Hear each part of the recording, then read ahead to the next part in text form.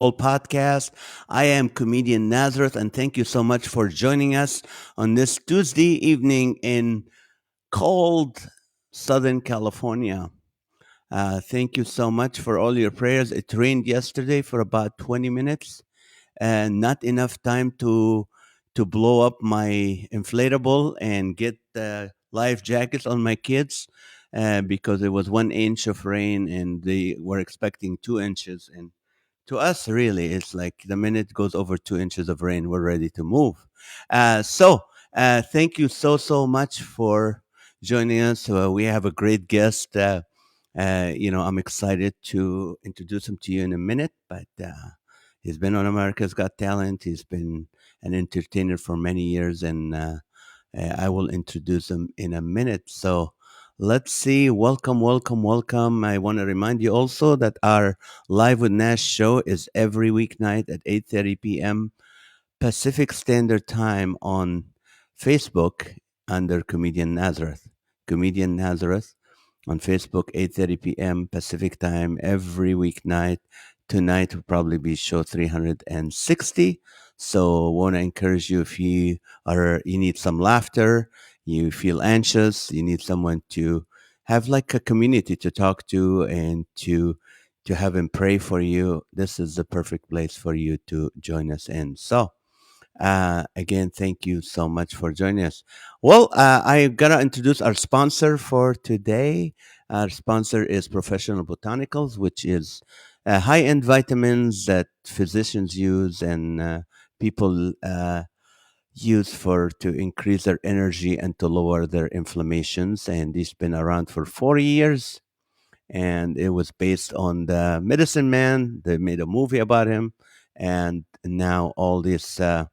You know Natural botanical vitamins that you use in place of medicine. Now, I'm not a physician, so let me have the doctor himself, the president of Botanical, say something about it. And here you go. Whether it's physical activity, obesity, diet, smoking, low on hormones, stress, sleep disorders, or your age, can be supported by reducing inflammation and aiding the body to heal itself appropriately. A stem cell is a cell waiting to be told what it needs to be. If there is inflammation, that inflammation needs to be stopped. High blood pressure, high cholesterol, kidney disease, various types of cancer, depression, Alzheimer's disease, autoimmune disorders, osteoporosis, even fatty liver are chronic signs of inflammation and can be aided by supporting the body's ability to protect those cells that it needs, removing the inflammation. And that is the purpose of ImmuStem and AdaptoStem together, supporting the body to be the best it can be.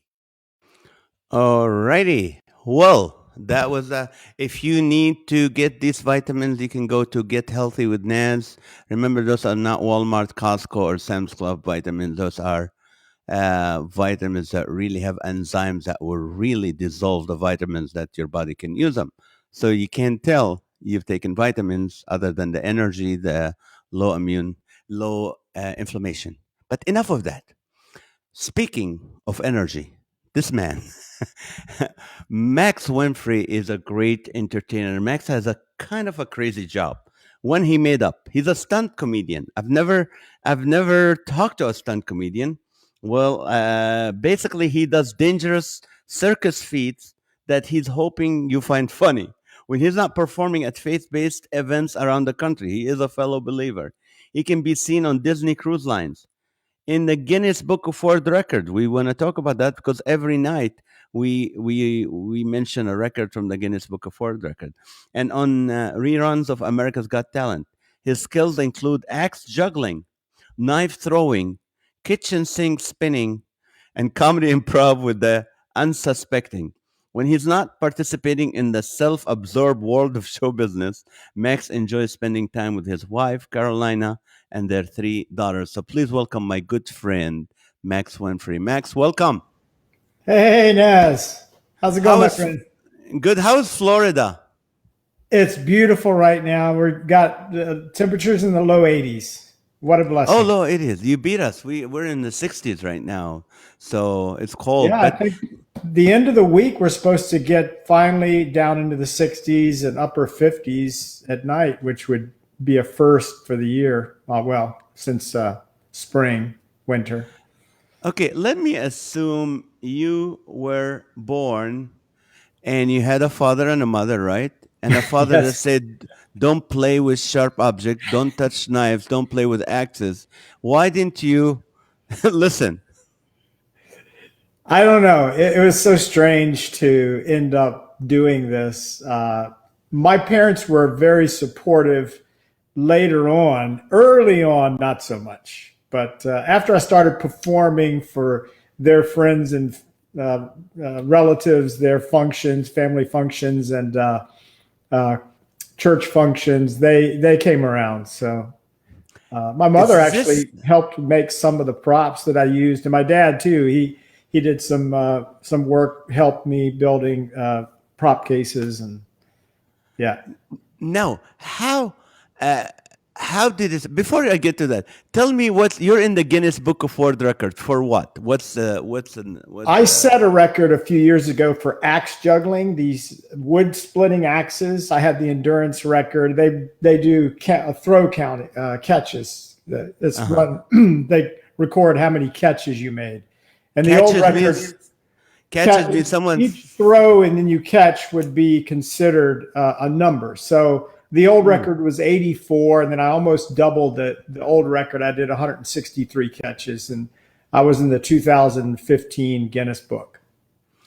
So I don't think if ever I think my record will be less than one. You throw an axe at me, I'm running. I'm not trying to catch it. Man, check this out. So I had a bunch of friends there that day. It was a great memory with my family there, and we were at a park, and I had a personal best. That when the camera, like the first attempt, you have people there, the cameras are rolling, judges are watching, and I had a personal best on my first attempt, and so just a great celebration because when I was a kid, I always dreamed of being in the Guinness Book, and I never did anything with it. The records always seemed so difficult and out of reach. And then when I became a comedian, I started making a living doing that. It was never something I really thought much about. So when I was about 45 or so, 46, I saw this record in a video that this young guy set. And I thought, well, I'm pretty strong. I do a lot of flip juggling. I wonder if I could break that record. And first day messing around in the backyard, I broke it. And so I thought I got a good shot at this. So, but the interesting thing was after I did the record and we're all, hugging and kind of talking amongst ourselves, our pastor from our church went over and picked up an axe and just thought, well, I could flip one, and he flipped the axe, missed it, and it landed right next to the blade landed right next to his sandaled foot. He didn't even have shoes on. Oh man. And he told me afterwards, I was like, well, I need to secure the axes anytime I've got them out. I need to make sure no one, even adults, have access. So Have you ever injured yourself, Max? I've had a Practicing? few I've had a few bumps and bruises over the years, but I've been very blessed. Nothing too serious. That just you do thousands of shows and hundreds of throws and catches each show. You're going to have a mishap now Can and I then. count your fingers? Can I see your legs? You do have them? Okay, you're Yes, the good. legs are there, both legs. In Uh, shorts in Florida. Awesome. I for a few years I actually worked I had my own wood shop, and as you know, wood cutting machinery is some of the most dangerous things you can do. Yeah. And I spent so much time behind a table saw. A lot of your viewers will know what a drill press is. These are all things that can just mangle you in an instant. And I was spending, a few years, like, a lot of my spare time. So I was very blessed to make it out of that. I was raising money for charities, and I had this little invention that I made, and I sold thousands of them. It was great, but it was hazardous being around that machinery. So I was always very mindful of what my true profession was stunts and doing shows and comedy, and so I was very very blessed to keep all my fingers, That despite the danger. that is awesome.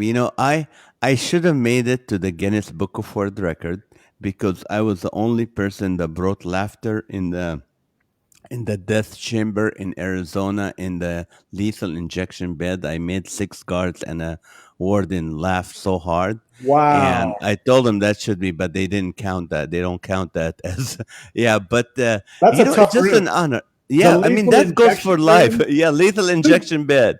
who I books was that? sitting. Who? Typical comic. Yeah, yeah, it was great. We had a wonderful time, and the audience. Who books that room? So, when did you were born? Were you born in Florida, No, Virginia.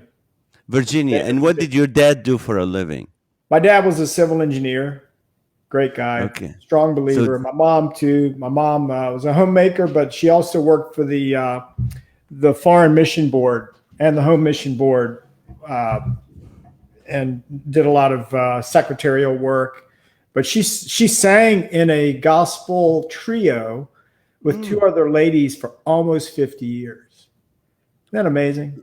that's a bit locally, right? She didn't have to travel Yes, or go. locally, it was all on their expense. They would go to nursing homes and other churches and Oh, all kinds of. They were really good. They made a record, and so we have my daughter. Before they finished up and retired, my daughter made a music video with them, and I should have to send the link for everybody to watch that. It's very touching.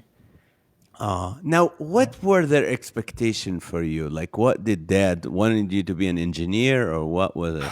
I had talked about being a pilot when I was young, and my dad actually had a friend that was a private pilot, and they surprised me one day and picked me up from school and took me out in the private plane. He let me fly, and it was a great memory. Uh, but But you said, "No, when I want I to got the juggle knives." showbiz bug pretty early. When I was about 14, I learned how to juggle. I got a show. I got a job in a theme park 2 years later, very early.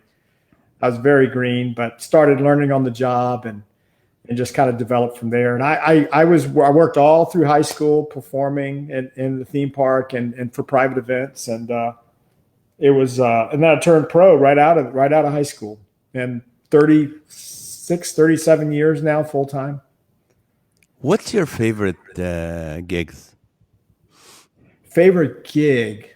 Hmm. No, not gig. Like, would you rather do theme parks? Would you rather do cruises? Would you rather do churches? Would you rather do corporates? Oh, What's you your know favorite? the answer to this. Churches, Yeah. the audiences. They're very loving and they love to laugh. And the goofy stuff you get to do, the improv, and they're just, I don't know. There's something about those audiences. So I'm doing more and more faith-based events. I just did a seniors event at a church.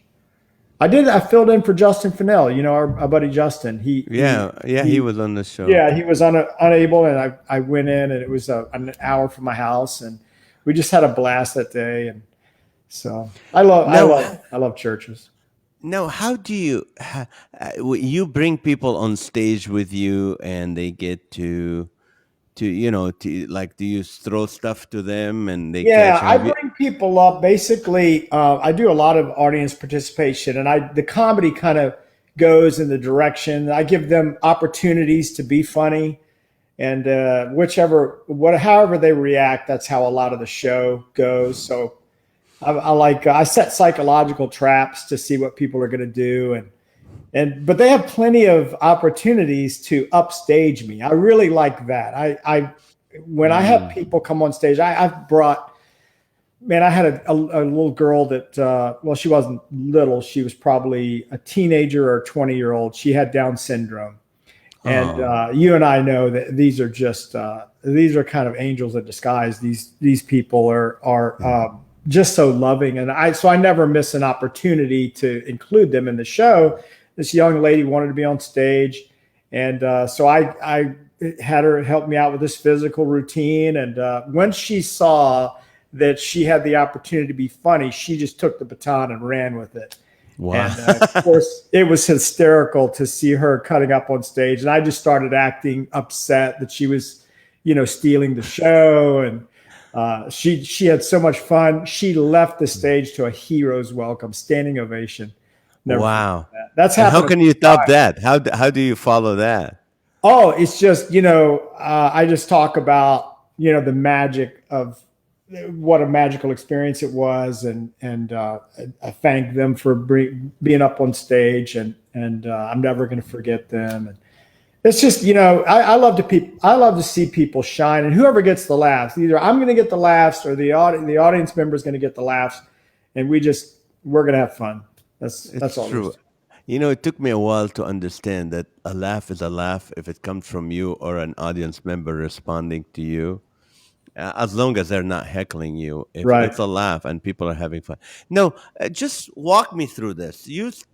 Okay, you go, okay, I want to try a new trick now. Okay, so you go to the kitchen and bring 5 knives. I mean, how do you start with I'm going to throw knives and Well, not. I'll start this way. When I was a kid, I was a fan of the Harlem Globetrotters. Big fan of the Oh, Harlem. I love My them. I dad. stayed one night with one of their players in a Yes, was hotel. that Curly Neal, or who did you? Who The were you? shortest one of them. There was the shortest guy of them, and we were doing a prison, and he stayed the night. He stayed up all night. They were so much energy, the guy couldn't go to sleep. They're great guys. So I'm sorry, I interrupted you. The Harlem No, Trotters. it's all right. So being a fan of the Harlem Globetrotters, their tricks are amazing. Their level of basketball play is, it's NBA level. A lot of these guys have NBA talent, but the entertainment and the way they made people laugh really captured me. So I always thought that was great. Meadowlark Lemon, the crown prince of basketball. So after seeing them, I thought, man, how can I do something like that? And I was at a theme park when I was 14, and I saw a juggler doing comedy, entertaining the crowd. And he wasn't even hardly paying attention to what he was juggling and the tricks he was doing. He was looking at the audience and making eye contact and making them laugh. And so I thought, I got to learn this, man. This is showing off for a living and making people laugh. This is for me. And I don't have to be in a team. I don't have to be on the Harlem Globetrotters. I can do this by myself. So Mhm. I just started practicing, and it was hard. It didn't come naturally to me learning all these stunts. I had to really put the time in. But I got a talent show pretty early on, and then some other shows in the community. And then I had a friend. He wanted me to audition for this theme park, and I thought, I'm so new to this. I don't know what I'm doing, but for some reason, the guy that had the audition, he was one guy behind a desk. He liked me, and he was laughing, which I thought was surprising. Just one person as an audience, and so they gave me a job, and then it took off from there. So, Uh-uh. Somebody is getting into this. Never happened before. no, Someone man. is getting on the show, and I'm gonna shut the chat right now. Okay, I'm sorry about this. Okay. So uh, I apologize. This. How can I delete that? I don't want this. Okay, 1 second. I'm sorry. Okay, let's see. I So I'm going to apologize, talk people. while you're working. As far as like the tricks, you asked about how the tricks go and how you Uh, develop something. I listen to yeah. the audience a lot, and I had people coming up and looking at these things I was juggling, and they one day said that, "Why you juggle everything but the kitchen sink?" And so I thought, well, you're right. I don't have a sink in the act. So I started figuring out, how am I going to put a kitchen sink in the show? So I figured out how to, maybe it could spin on a pole. I could balance the pole on my chin and juggle. And so that's how that particular trick developed, was just engineering with a machinist. And we figured it out. I got a good friend that's in town. He has his own machine shop. And so he's helped me develop some of these things over the years. But yeah, it's listening to the audience, trying to think outside the box, do things that capture people's attention. But I mean, are those real knives that you use, right? Yeah. Throwing knives, I juggle machetes. They're just machetes from the hardware store. They're 18-inch blades, axes, a lot of tennis rackets. You want to see some juggling? Yes. Yes, I Yeah. would love to see some juggling. All right. This is amazing. Let me get this. Thank you. Yeah, get some machetes or whatever. Just a second. Let me get this set up here. I love your home. I love the back. colors. My compliments to your wife, not you. I know This is you're my a wife's. comedian. I just set everything up for her wherever she wants things. Let me get some tennis racket juggling for you next to the fine china. Yeah.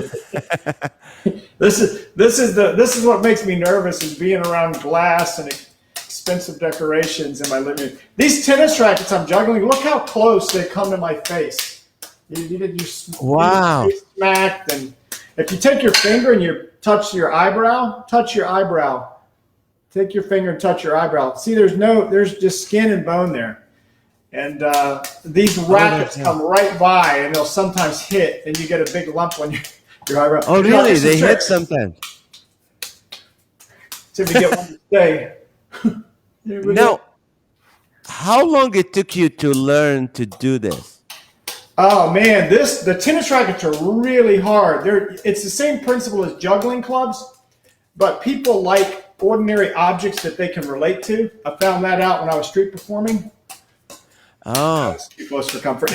And so the way these rackets are kind of pancaking, so there's all kinds of variables when you're juggling them. You're trying to flip them. If you didn't flip them, it would look like this.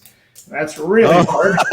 I talked to a physicist, and he said that's not really possible, so I had to stop doing it. But anyway, it's the javelin. wow. And you're hitting them. So I've got a really low ceiling here, so I've got to be careful. Now, let me ask you this. Do you play tennis? Not really. Not very well. Too much time juggling. Here's one that's going to scare my wife if she walks in. Oh, That's there we go. amazing. Now, when you do that with a machete or with a, what if you make a mistake? I mean, does it cut? I'm really conservative with the sharp objects. Yeah, you just try to be real conservative. These I've done a long time, and if I mess up, they hurt, but they don't cut usually. They'll bend a nail backwards, your fingernails backwards. Sometimes you'll bleed. I bled at a church last month doing a youth group show. Tennis racket came back and hit my thumbnail. Ouch. But it's all. Now, you did America's Got Talent. Walk us through that process while you're juggling. All right, America's Got Talent. Here's what happened. They had been calling. That's four. That's enough for four. They had been calling, just trying to get in touch with me on email and whatever. And I'd had some friends that were comedy performers, and they'd had bad experiences on the show. And sometimes they'd get ambushed or, it's out of a lot of it's out of your control. Right. So finally, when Howie Mandel became a judge, I thought, well, they've got a comedian on the panel. It might work out okay. So I thought I'll give it a shot. I'll take the risk. And he actually was. I don't know if you see it in the clip so much, but some of the stuff they edited out, he was actually a very good advocate for me. He really liked what I did, and he defended what I was wearing to Piers Morgan. They didn't show that on the show, but he had criticized what I was wearing. I was very casually dressed like a comic, and so Howie Mandel was like, well, what do you want, Piers? You want him to wear a sequin gown? I mean, it's very funny. But it was a good experience. It was a little nerve-wracking, but they wanted my knife throwing act. I do a comedy knife throwing act, so I used Nick Cannon, the host in the show. I used him on the show. So was he scared? Oh yeah, he was scared. He was very scared. Yeah, you have to see the clip to see what happens. It's a surprise. But, I think a couple of years ago. What year were you on it? Oh man, it was the first year Howie Mandel, so 2011, I think. Yeah, I think I saw it. I just realized that 10 years.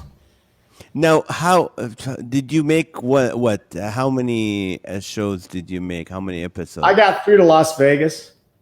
But Okay, you you can got. tell when you're not going further because they're not really interested in you with the TV cameras. You're like, you're seeing them roving around, interviewing all these other people. And you're like, Ah, I would like some airtime.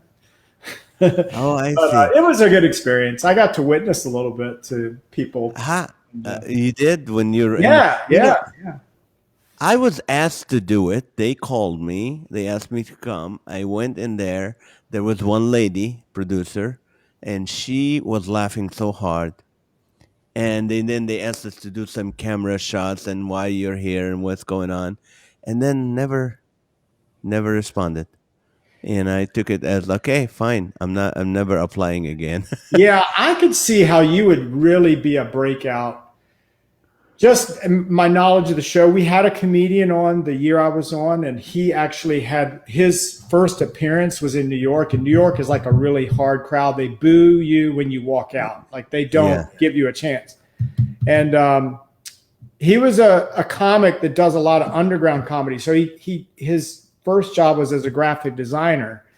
Doogie Horner, I think is his name. He has this big Mm. bushy beard, uh, nerd glasses, and he just has a really interesting look. Well, his appearance, when they started booing him, he started criticizing people in the audience, and then the audience turned and they started liking him. Mm. And the judges said, Doogie, that was great. They were laughing because he was getting booed, and he hadn't even started his act. And so when the audience turned and started cheering for him, they were really infatuated with him. And he said, look, I promise you, I've got jokes. If you invite me back, I'll do my act. And so they did. And he made it all the way to like the wild card rounds. Mm. And It's some of his stuff is really outside of the box. He just has like really, so I would think you could, with your personality and the way are on stage, I think, if somebody gave yeah, you a shot, it's real hit and miss. You don't know what they're looking for sometimes. If they already exactly have a comic that they're kind of, thinking they're going to push through, then right. maybe that was the problem. But You're right. That's what it is. It's not how great you are or how wonderful you are. It's what they have in mind to kind of balance it off and all that. yeah, But for you, uh how much time do you spend working on your act before a show? Or you already as a I've got professional? a lot of time in now, so a lot of it's muscle memory. It's just a matter of a few days before a show, I'll be putting in more time and kind of. I spend a lot of time in the gym because a lot of my acts take strength. Like those tennis rackets you saw, if you do, Yeah. if you flip a couple rackets, it's not bad, but you do that for 10 or 15 minutes at part of your act, your forearms are just fried because you're only holding the rackets a millisecond and you're getting rid of it, getting rid of one, and you've got Ah, another one coming. So it's a constant pump on your forearms. And so I've found that, you know, practice is the main thing, but sometimes more importantly, it is as you age, it's your strength training. Just for me, but just my particular thing, I throw bowling balls and you it do? gets you. Oh, I was gonna ask you. Yeah, Wha- so some of my stuff takes, I don't know, and there's a certain amount of, I ride these tall unicycles, and being able to fall and take an injury is another thing. So having some meat on your bones, just your speed, your agility, reflexes, all of that. I think the gym just sharpens all of it. Like I do a lot of sprinting, a fair amount of sprinting, and I feel that is a really incredible exercise. In fact, I've been doing a little bit of fitness consulting. If anybody wants to get in touch with me through social media, I'm going to be Oh, teaching really? seminars about how to keep your weight down. Keep a small waist later in life. It's just self control, discipline. Well, you need to tell me. I'll tell you what. I just worked out before this I podcast. was looking. You're looking kind I of I got some I guns on you there. I lift weights. Yeah. I walk 4 miles a day. I mean, with the demon dog I have. But other than that, how do you keep your weights? I just found this yesterday, that if you eat peanuts or beans, there's a there's a acid in it called, I don't know, I'm gonna mess up the name, or phyxin acid, that makes you bloated and it will stop your body from absorbing iron, magnesium, and calcium and other stuff. So they said if you want to eat beans or you want to eat peanuts, which is my weakness, you Yeah. have to soak them in water overnight and then eat them. So my challenge has always been the waist, the side. Yeah. Even though I do exercises for the back. Especially with age, you're slowing metabolism. You know, basically for anybody who's watching, you have muscle and you have a fat layer. So if you think about snow over a landscape, thick snow would prevent you from seeing the outlines of the earth underneath the snow. So that's the Right. fat. If you burn that fat down, that snow layer, and get it smaller, then you're going to see like you're going to The see the muscle. outlines of your Right. muscles. The Right. less snow or body fat you have over those muscles, the more definition you'll see in your stomach. So Yeah. what you want to do is you want to burn that fat down, and that takes sacrifice to get to the point where your stomach is seen and your waist is small. So if you're depleting and you're taking in less calories than you're burning, then that fat layer, that snow, is going to start to melt. And then you're going to start to see the outlines of the muscles, the waist, all over your body. That fat layer is going to burn. So I always tell people you got to pay to get to that lean point. But after that, after you pay, sacrifice, do calorie deficit, then once you stabilize and you get lean, then it's less discipline, it's less paying, it's less suffering or depriving yourself. Then you're maintaining. So it's Once really you up find here. the result, you're It's right. really up here. Once, Now, if you focus, just like you focus on writing your jokes and your comedy, and you put whatever it is in your life where you're seeing the gains, it's because you're a mad dog determined. So you got to do that. If you really want to get lean and get a small waist, you can do it, but you got to focus and you got to pay. But it's not, is people make it out to be harder. And I've developed some techniques because I've done this all my life. I have the same waistline I did in high school. wow, And that's not easy. not many people can say That's that. not easy through the decades. So, you might get bored with your exercises. Well, I've changed like routines. I do something over here for a while, then I change it up. I do something over here, and you mix it up and you trick your body too. Your body gets used to a lot of these same things. So you want to keep changing it up, and you want to be smart. So you want to only do exercises that are going to give you gains, and you only want to eat foods that are going to feed the muscle and starve the fat. So there's all kinds of things. I'm giving you kind of a nutshell basics here, but it can be done. There's some hacks I've learned over the years. One of the hacks is I always keep protein in my fridge. So when you're hungry, a lot of times you go over and you grab the carbs and you grab the snacks. Yeah. Well, Yes. I like carbs and sugar as much as anybody. But what I choose to do, and it's all choices, is to go to that fridge and I'll hit some of that protein. I'll get a couple of bites out of my container with my name on it of chicken salad or tuna, or I'll eat some meatballs, whatever. So that's protein that goes in. It gets rid of that need to snack, and I'm feeding my muscles at the same time. So Now, that's what did you have for breakfast and lunch today? breakfast. I had a little bit of oatmeal. Lunch, I had, what did I have? I had a sandwich. I had a chicken sandwich. And so it has carbs in it, and it has. Yeah. Now, what I was doing today is I was doing wedding stuff, cleaning. We talk about my daughter just got married. I want to ask you about that. Packing up like 30 tables from the wedding. So I needed some carbs to fuel that work I was doing in the sun. So if I'm not doing as much activity, I might not have a breaded sandwich. I might just eat some meat, like a burger without a bun or something, or tuna or fish or something like that. But when I'm burning, if I'm going to go to the gym, I might have some pasta before I go to the gym. So that gives me some energy. and I'm going to burn that off in the gym. So it's just. Do you take whey protein? Do you take whey protein? I take a little bit of protein in those little drinks. Yeah. Call it muscle milk or whatever. They have like 30 grams of protein. Yeah. So I try to get some, but it's just trying to keep your calories low. And when you're doing low calories, you don't have to work as hard in the gym. You don't have to do as much fat burning in the gym, and You work hard. You travel a lot. You have 3 daughters and a wife at home. How did your career impact them? Negatively, maybe positively? How is that?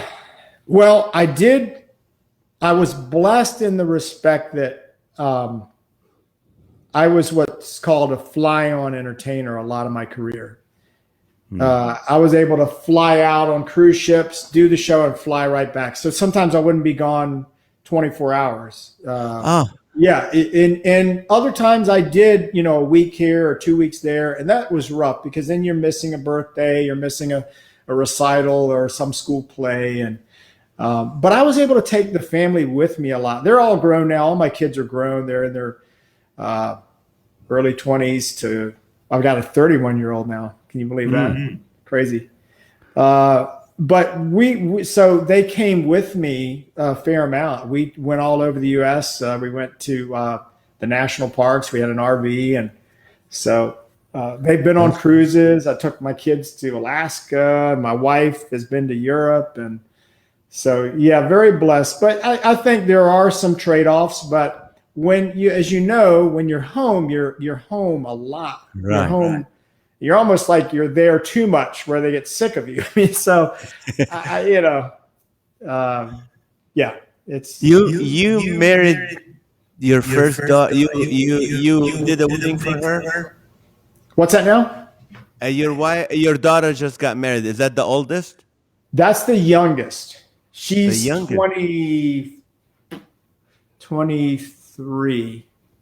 Yeah, she'll be 23 soon. First wedding, or you? No, this is the second. I've had 2 during COVID. 2 daughters. My wife, she's telling me what this wedding is. We just had it like 3 days ago. We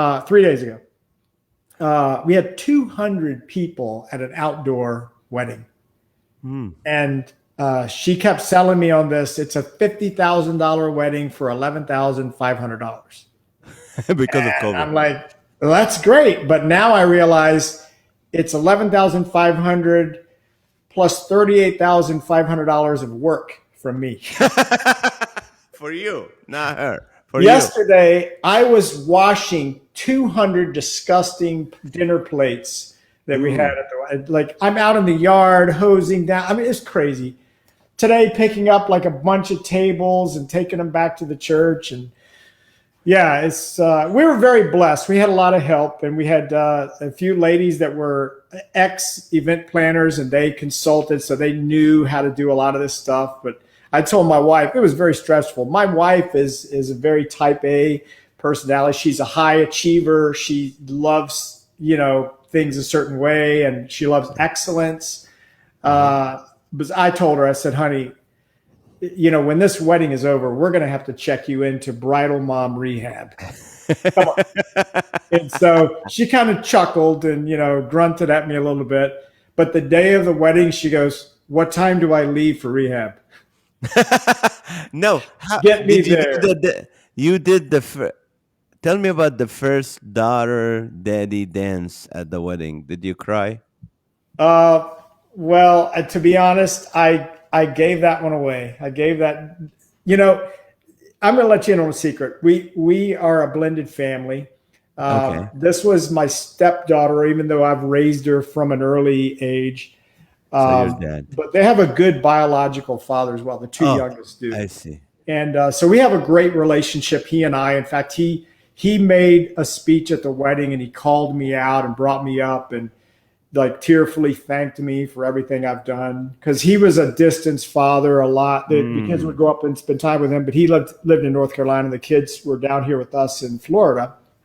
And so I I deferred to him for some of the dancing and the speeches, but we both walked her down the aisle, which is a really cool thing, and we did that at the Oh, other wedding too for my other daughter. that's So different. That's it's a different. great testimony Yeah. because it's there's a lot of um, I would say unconditional love, between blended families, and it's the same I, with my wife and her ex-husband's new wife, and there's a lot of trust and support, and it's really kind of a model, I think, for how things should be done. Now we've had our differences at times, but that's going to happen. But to see what happened the other day was pretty cool.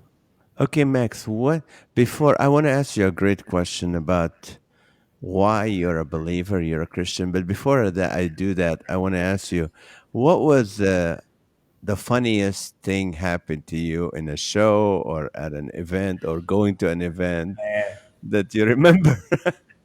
I've had so many, Naz.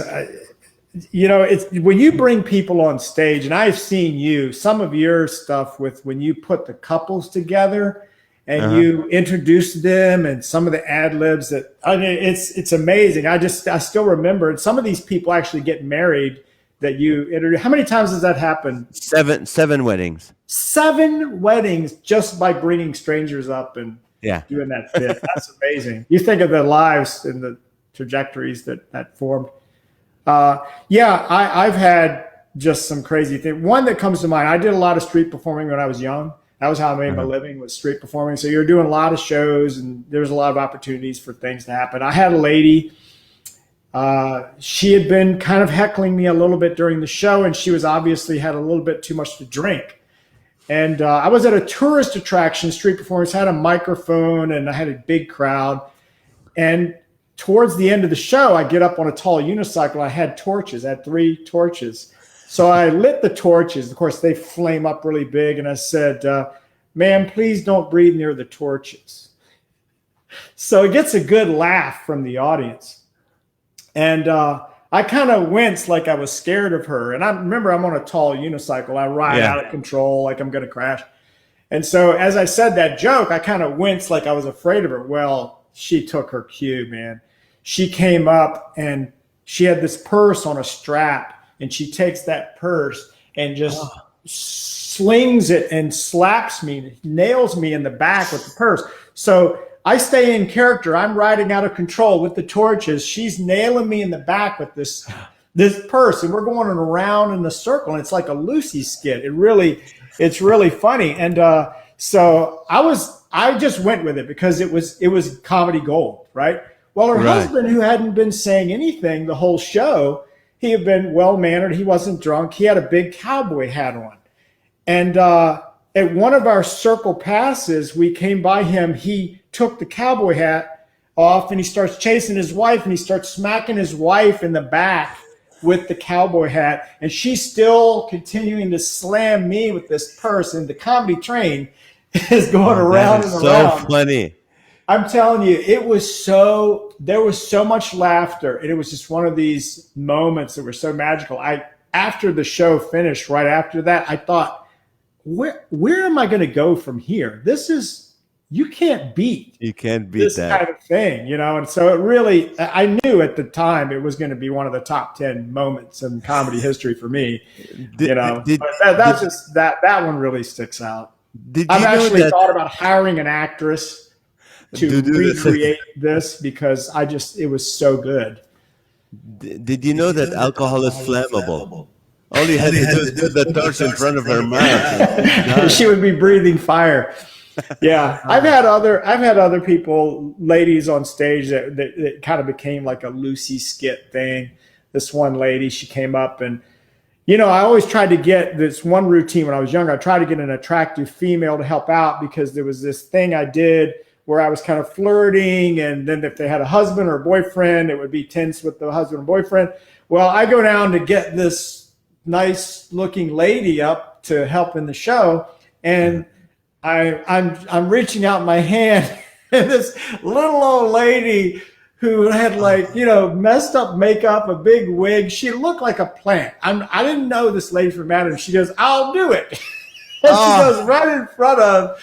And so as I'm bringing this lady up, I'm thinking now this routine is kind of new.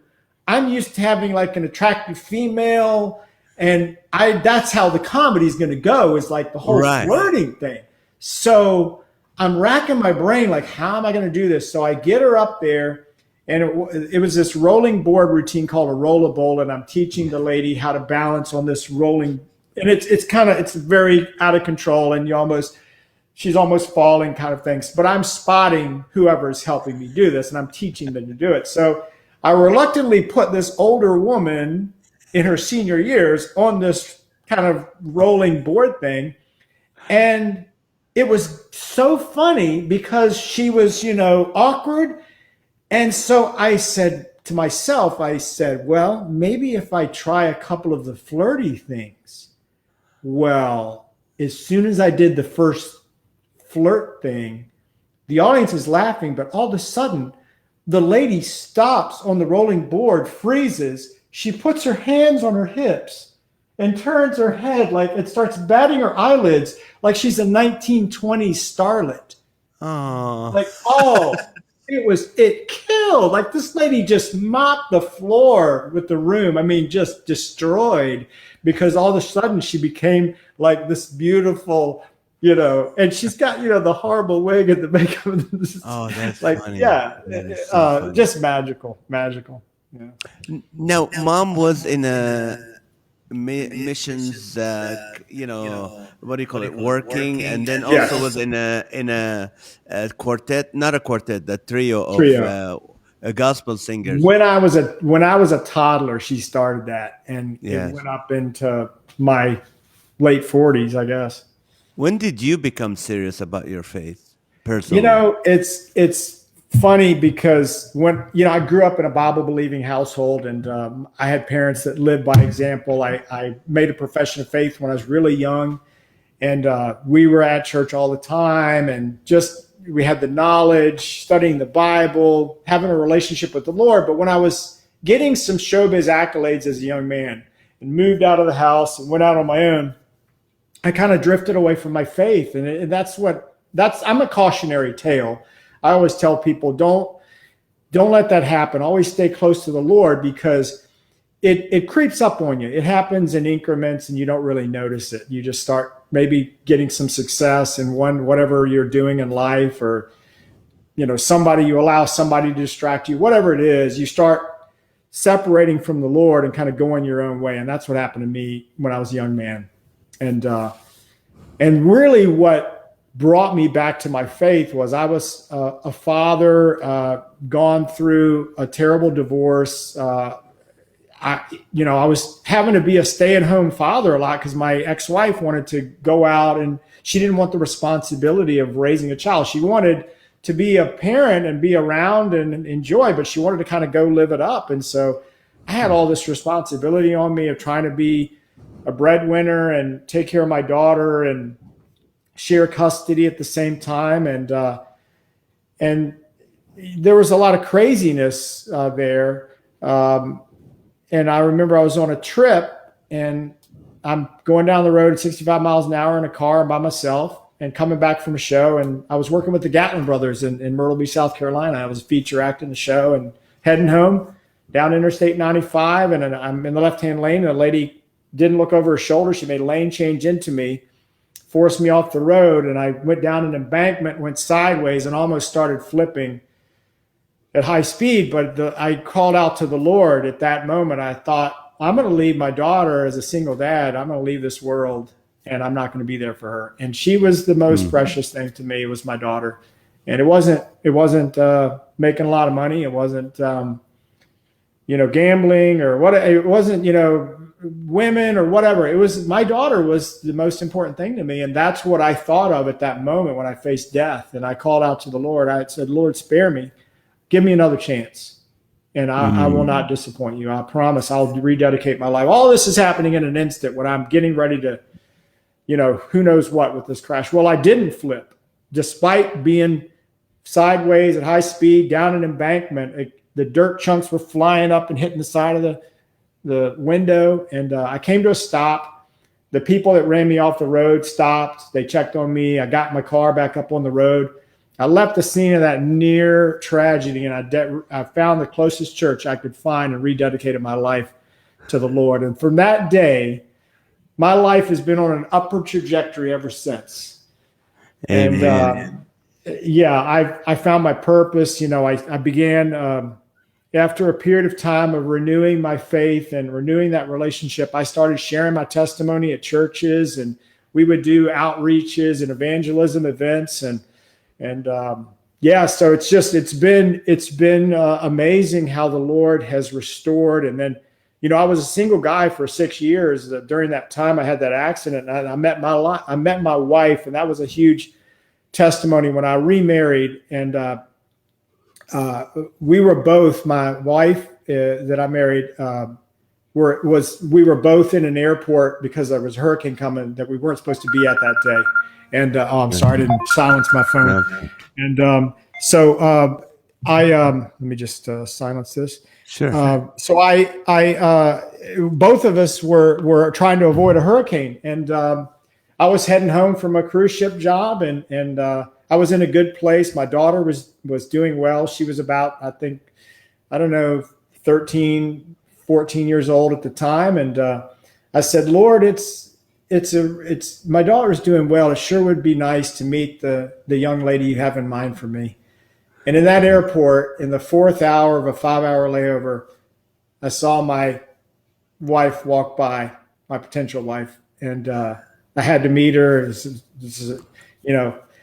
I had said that prayer, and I met her. We met, started exchanging information and talking on by phone. And for about a year, we visited each other, and we got married almost a year to the day after that. I said that. Wow. Amen. Yeah. Well, let me ask you about your wife, because you're a health fanatic. I mean, you're a good and a healthy man. You eat healthy. You take care of yourself. You live in Florida. You're not in California. Your wife had COVID. Yes. And you guys found the medications that maybe you don't hear about it in the regular news. And it's sad, like when we're talking about medicine now, we're talking politics, but this is not a political thing. What helped her, and you found that was helpful, and you recommended to your friends, and it helped them immediately with the COVID thing? What was that? Well, when when my wife got COVID, she lost a sense of taste and smell. And this was a little over a year ago, maybe 14 months ago. So people testing at that time was very delayed. You get tested, you might find out 5 or 6 days later whether or not you have COVID. And the key to treating it seemed to me, was treated early. From what I had learned, I had friends that were on the front lines, doctors, nurses that were treating COVID, and I'd been talking to them. I have a medical researcher friend that runs our Bible study. He poured into me information. So I had some working knowledge about a lot of stuff that you don't really see in the media and you don't see online. With a Google search, I kind of learned some really good information. And so the test was very delayed. So I said, honey, we got to get you treated. We got to, even though we don't know for sure that you have this, you have all of the symptoms. The loss of taste and smell is the main giveaway. Yeah. So we got the medication through a friend that is a doctor that prescribes this kind of thing. And so it's like a 5 or 6 medication regimen. It's a protocol that they give. At that time, they were giving a lot of the frontline doctors, the people that get COVID from treating patients. It was the same medications. And there was hydroxychloroquine, zinc, and some other things in this. They call it a Z-Pack. And she got better within 4 days. Not even finished the medication. She was already better. She never got anything more than the headaches and the nausea and fatigue. Those were the 3 symptoms. She never got it. So when you get the medication, you don't allow it to the virus to get a foothold in your respiratory. That's what you're trying to avoid, is all that coughing and the blood clotting. And so I sent you a website that where you can get the information about the medicine. But the main thing is on that website, you can get a telemedicine appointment with a doctor that knows how to successfully treat COVID. And that's the key, is a lot of our doctors don't know how to treat COVID. There's never been really any training on it. There's not a lot of reading you can do. There's more now than when my wife had the virus. But I was able to take some of the things that helps prevent getting COVID. So she kissed me before I knew that she had it. Mm. I slept beside her the whole time she had it. I took care of her while she had it. I got tested after that. I don't have the antibodies. I didn't ever get COVID. So these medications, these supplements, I saw the commercial that you had at the opening of the broadcast. These things that you take and you build up your immunity are so important. And there's several minerals that are key: selenium, vitamin D, zinc. These are three things that they found were deficient in the people that had severe COVID or died of COVID were those vitamins. So I take all that in a multivitamin every day. Me and my wife, before we were introduced to these professional botanicals, we were taking zinc and vitamin D3 and different others, and none of us in the family got it. Yeah, that's great. So, Well, everybody that we've helped get the website and get a telemedicine appointment with a doctor who knows how to treat COVID, and they get the prescriptions, they've all gotten better right away. Not one person we've helped get these medicines and this information has had to go to the hospital or died. And so that's the big thing I beg people is, people are fighting amongst themselves about the vaccine. Now, you can be for the vaccine or against the vaccine. I'm sympathetic to both views because I have friends that have had really bad reactions to the vaccine. I have family that have taken the vaccine and they've done okay with it. But people are still getting COVID with the vaccine, and people are getting COVID without the vaccine. We need to know how to treat so that if you get the disease, the virus, then we can save you, And so that's what I always tell people is know how to treat it. Whether or not you take a vaccine or you don't, just know how to treat the illness and you'll be okay. okay, at the risk of taking a chance for some person got in and started chatting with dirty stuff that we don't appreciate, I did go back to the chat and I put the website. It is https COVID-19 critical care, critical care.com, COVID-19 criticalcare.com. And this is optional. We are not physicians, neither me or Max are physicians, but from his experience with his wife Just and talking several about other personal people, experience. That's right. yeah, that they did it. This is people that tried it, that didn't go to the hospital, didn't get the respiratory, and there's several of their friends done that. So this is It's the key is it's treating there. it early at the first sign of symptoms. That's Yes. the doctors that every doctor that I follow that have treat COVID and treats it well. They all want you to get help right away. There's many doctors that'll tell you after your diagnosis, just go home and wait it out. If your fingers turn blue, then go to the hospital. That's a death sentence. That's just not the way to help people. So Yeah. I would say, and I love you guys. I love everybody that's out there watching, regardless of whatever your political views are. We want you to live. Your vaccine choice is yours. But if you get sick, just please get help right away, and you'll be fine. That's true. So, yes. So, again, here's the website is there. You guys can look at it and decide whatever you want. Again, we're not physicians. We're not giving you any advice, but saying this is from experience with Right. Max and Just his our wife personal and his friend. Uh, in the last 2 minutes, I mean, man, this time I can talk to you forever, but tell us what kind of. I know you care about people, and you said, I love you. People care about you regardless of which is Christianity. We don't care who you are. You're right. a liberal, you're a conservative, you're Christian, you're black, you're white, you're Muslim, you're Jewish. We love you all, and because that's what our Lord Jesus is. Give him Absolutely. some, give people something to encourage them. What is You know, something I, that I, you I helping your life? There's something happened to me a few years ago. I live in a relatively low crime area. Went across the street to the grocery store to pick some items up. I was only in the store for a couple minutes. Came back out to where I thought I parked my red car. My red car wasn't there. Then I began to search around the parking lot, and I thought, well, I got to find my car. It's not in the spot I thought I parked it at, but everywhere I looked in the parking lot, it wasn't there. So I was, I was humbled. I went back to the spot where I thought I parked my red car, and I said a prayer, and it felt silly, but I said, Lord, I don't mean to bother you with this mundane request, but Father, if you would just help me find my car, I'll be able to get on my way and be on with my day. And so I opened my eyes after I said that prayer. I looked back behind me in the spot I thought I parked my car. It wasn't there. My red car was not there. But in the exact same spot was my wife's light blue minivan.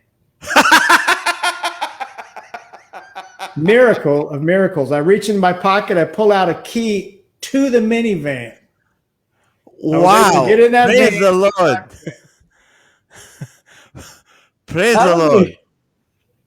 So that story is funny, and it's somewhat embarrassing because it just shows that I'm getting older, and I forgot that I drove my wife's light blue minivan to the shopping center. But when I started getting on my way, I realized there's a lesson there. And the lesson is this. When you're going through life, a lot of times you think you know what you need. That better job, that better relationship, I'm going to go to this better place, having a better home, whatever. You're always looking at the carrot in front of you think you need. I thought I needed my car. And it was only when I humbled myself. James chapter 4, verse 10 says, humble yourselves before the Lord, and he will lift you up. And that's what you got to do is you, first and foremost, you humble yourself before the Lord, you acknowledge him, and then he will lift you up. And that's exactly what happened that day. I couldn't see my wife's light blue minivan. I was absolutely focused on my red car. That's what I thought I needed. And so that's what I encourage you folks to do out there that are watching is these are tough times, but don't take your eye off him and don't stop acknowledging him and humbling yourself before him and let him lift you up. Amen. Max, how can people get a hold of you? People say, hey, we need to bring them to our church or to our event or to corporation, to our annual thing. How can Absolutely. Well, you can reach me on Facebook and Instagram at Stunt Comedian. Stunt Comedian, STUNT Comedian. Yes. And just message me. I can be found on the web at maxwinfrey.com. You'll see demonstration videos. I have pastor recommendation videos there. You can get, make your church leaders feel comfortable that, hey, this guy isn't going to do anything that's going to be questionable. So yeah, I'd love to help you out with an outreach, a senior event, youth event, doesn't matter. I love them all. So great. Yeah. Well, thank you so much for taking And if you want some help with your fitness, reach out to me also, because I'm going to be doing some seminars, and I'm going to be sharing all the hacks I've learned throughout the decades of how to stay in shape and how to get lean. I will reach out to you myself and my fan base. And at 8:30 tonight, which is about in an hour, we do our comedy laughter with live with Naz at 8:30 on Facebook. So join us, and I'll have people get to know you better if you want. God bless you, brother. Thank you so much for taking the Love time. you guys. Have a great night. Love you too. Thank you so much. And you guys, thank you so much for watching all. There's about 80 people watching right now. And then I know when it goes online, goes all over on the audio channel, Spotify, iHeartRadio, and others, and it will go all over. So thank you guys. Please subscribe. Please let your friends subscribe to this podcast. There's always information. Every time we have a guest, there's always some great information. Today was no exception. Just from Max, and just this man is very, he's a professional. He is a focused man. He puts on a wonderful, great show, and that's why I never work with him, because it'll be amazing, because he's so good you can't follow him. Anyway, but one day we're hoping that we'll bring him to the one of the stadium events we do at Laughter for All when life gets back to normal, if ever. But I'm hoping. So thank you guys so much. Love you and God bless you and have a great night.